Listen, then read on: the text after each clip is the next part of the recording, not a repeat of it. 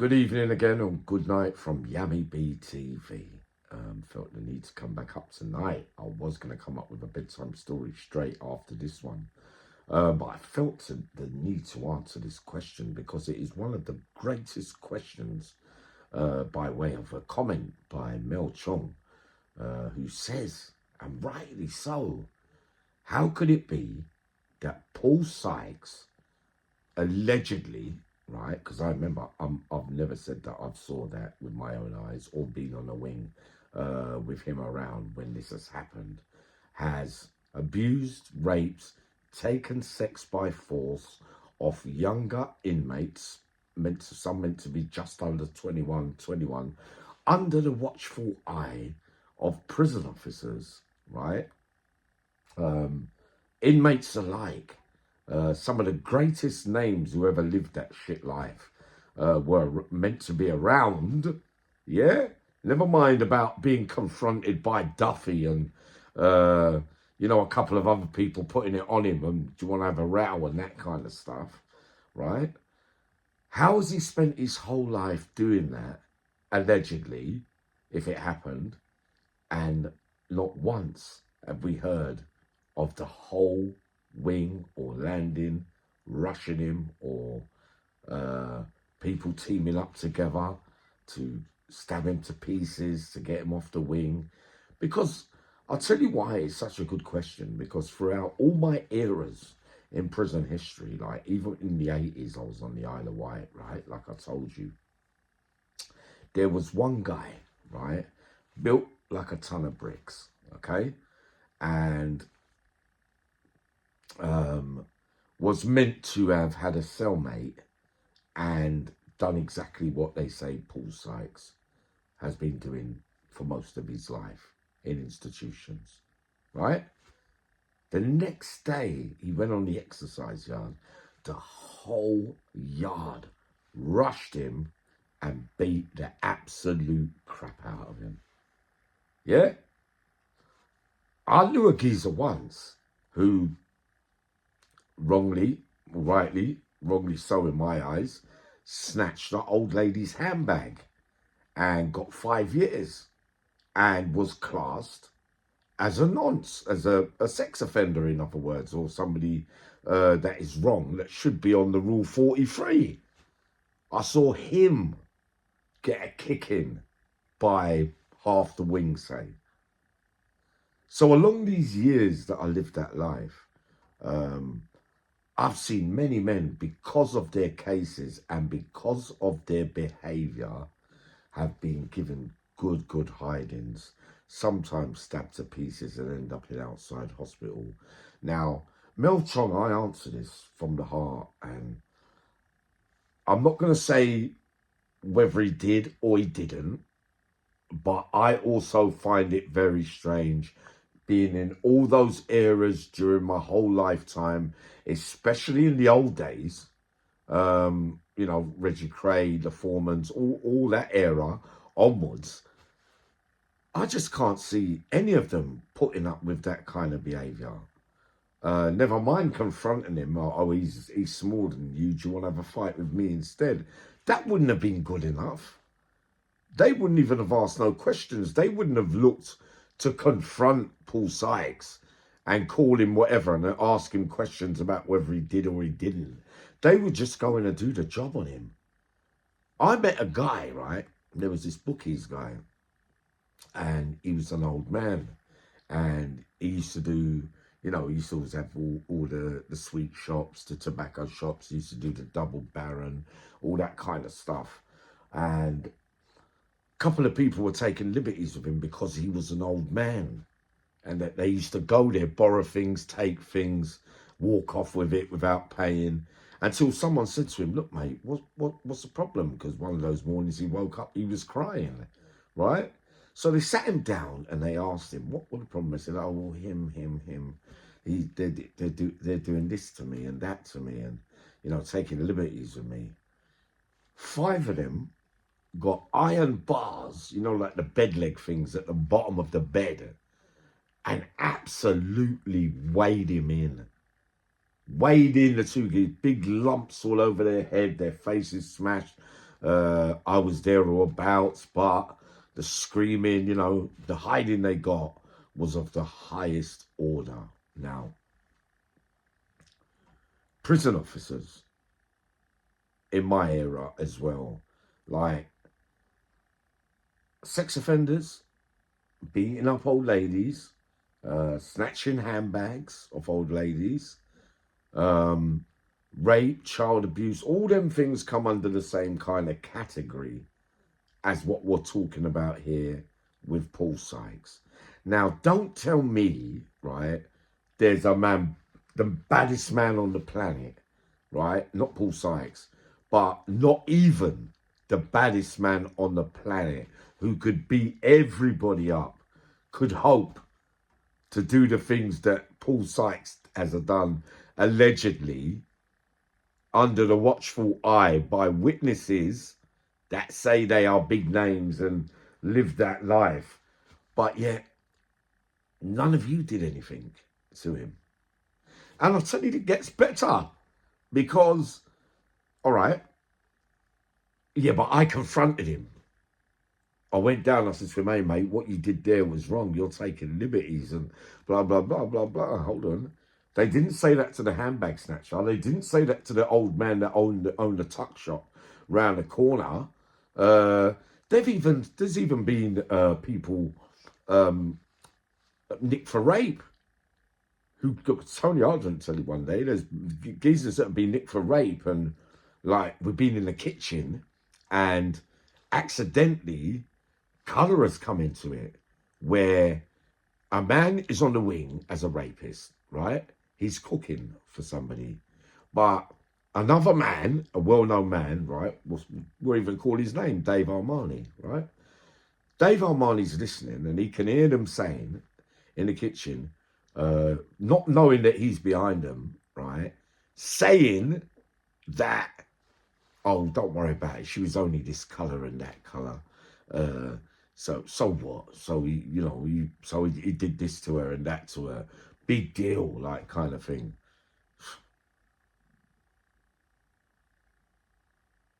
They had to get moved after that. Hold on 1 second, right? They had to get moved out of the jail because, all right. Oh, funny enough as well, right? Listen. Funny enough as well, they did something happened afterwards, right? I'm not going to say which colour was involved, right? Or whatever. We're not going to get into that. But shortly after that, over something similar or another incident, hot fat was thrown over somebody, and the men that were meant to have said it were the ones involved in that conversation. Now, I'm not saying they got hot fatted up because of that, but whatever happened, the man that was sent to do the job threw the hot fat and it missed the person and it hit somebody else. I know. A small little guy as well with mental health, they got to throw the hot fat as well, which wasn't really a nice, no, he was being used and that kind of thing. But my point is after everything I've seen, all the hidings, all the moral codes of, what you're in it for, and he's wrong and he's right, and he said this about his Cody, and he said that, and there's been lesser beatings and hidings for stuff much smaller in category, if we're talking about the moral code of how prison life works and the rules that go with it, than what Paul Sykes allegedly did. Because the reason why I've never really got involved in it, because our jails in Britain were made that way. They were made that way that if you were a certain way, then you weren't allowed to be on normal location. And worst way, you'll be lucky not to get the beating before you leave, if you get what I mean. Absolutely no way. And I'll tell you, it's okay, because I'm not saying, because I wasn't there, if certain men are saying, yeah, it's definitely 100% true and blah, blah, blah. If it happened once only and it's been blown out into proportion 100, 200 times that he did it, It's still wrong if he did it once, right? Right, so we agree on that. But at no stage have not single one of you ever said that, apart from confronting him and what's his name putting it on him, you know, to have a row with him, and he backed off and left it. Wow, big deal. Not much happened to him then, if you get what I mean. And allegedly continued being the way that they say he was, if you get what I mean. It really is unbelievable, really, when I think about it, because of what I've seen throughout my whole life. It just wouldn't happen that way. There is no man bad enough in that prison system that can do stuff like that.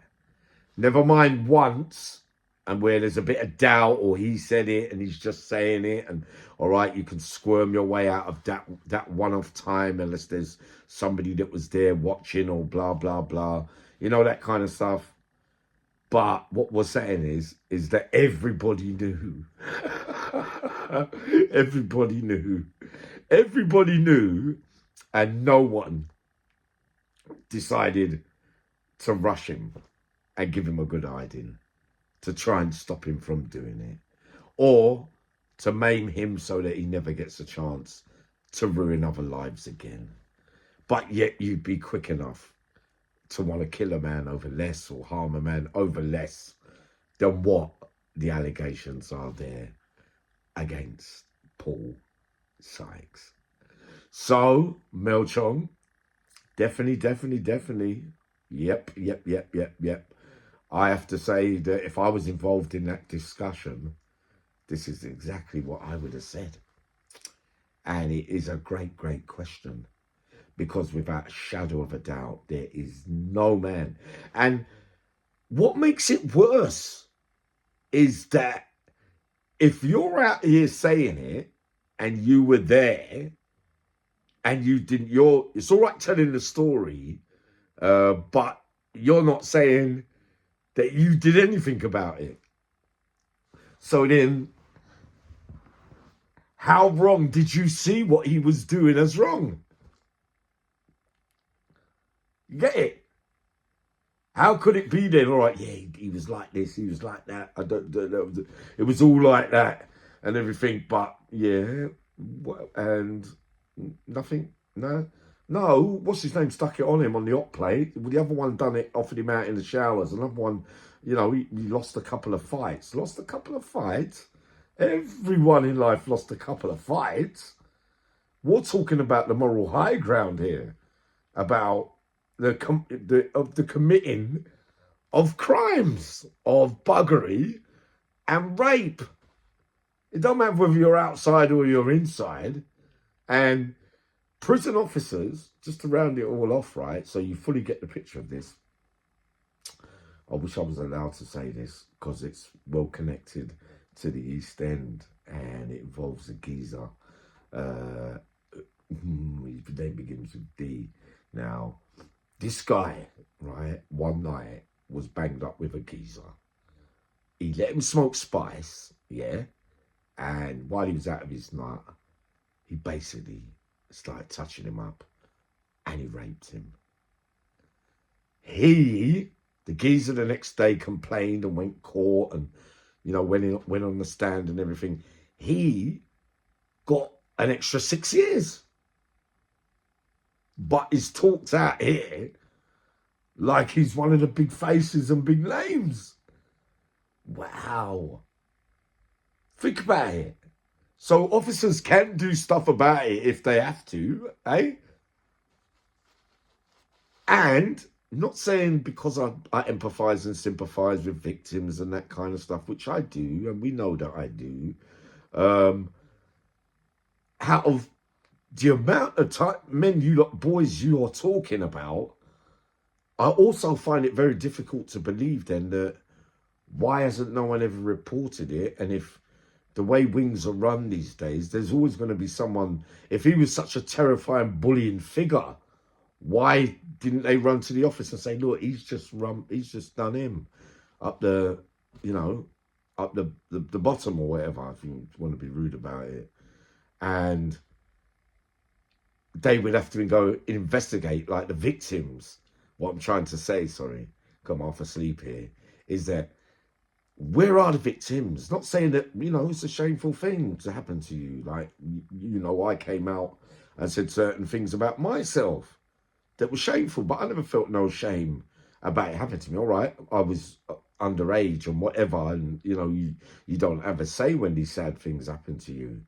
But these young kids, you know, it's common knowledge because other people are on the wing and they've seen it happen to you or heard it happen to you, that even get so far-fetched that they're saying that prison officers are giving Paul Sykes his own way by threatening the little youngsters and saying, listen, we'll put him in the cell with you if you don't behave yourself. Boy, come on. So not saying that victims are all meant to come out and thing, because there could be a variety of reasons why victims won't come out. You see what I mean? And because they feel ashamed or whatever. But no. There's always one where, and all different kinds of member of staff as well, we meet along the years as human beings, where one would always say, young lad, listen to me, this is very serious what happened to you. You're never that scared. Don't tell me that because he's meant to be hard, that's going to stop you. It will stop some of you. I'm fearful he might get me again. He's already got you. You know what I mean? And done you, sadly. It's a horrible way to put it. And you find it difficult to go and report it. But in reality, with everything I've seen over a lifetime, I would expect somebody to have reported it where there's allegations and possible charges of some kind by the police, where you've been on police bail whilst you've been in prison, to go to court at some stage if the evidence is conclusive enough to go before a Crown Court. And there have to be a case of some sort where they name Mr. A and Mr. B as one of those victims as being in the paperwork. None of you have showed me any of this either. So Mel Chong, on careful inspection, I have to go along with what you're saying, if you get what I mean, darling, if or man or whatever. I have to, if I have to speak totally honest. And the final dig at everybody that was around when all these things were happening then, just by offering a man out with a straightener over such things, just wouldn't be good enough and just doesn't cut it for me. So then if all these things were happening on regular basis over a lifetime, for goodness sake, he would have died 1,000 times. Because I know men, boys even at this era now, that will just gang up on you and get rid of you completely. Wouldn't be able to take that kind of disrespect about being violated because a man's stronger than you and he could knock you out and take your personal stuff off you. Your human, what you're born with, and what is really yours. Like a lady sadly being raped, it belongs to her. She didn't offer it to you. I had a discussion with somebody the other day about, my first ever experience with something else, where the lads invited me out for a night out somewhere, and I felt so uneasy sitting there, meant to have been paying money when I first come out to go and get a beer. But Uncle Yummy didn't like it. I said, no, it's not for me. I'm not paying for anybody to pretend to like me just for the sake of sex.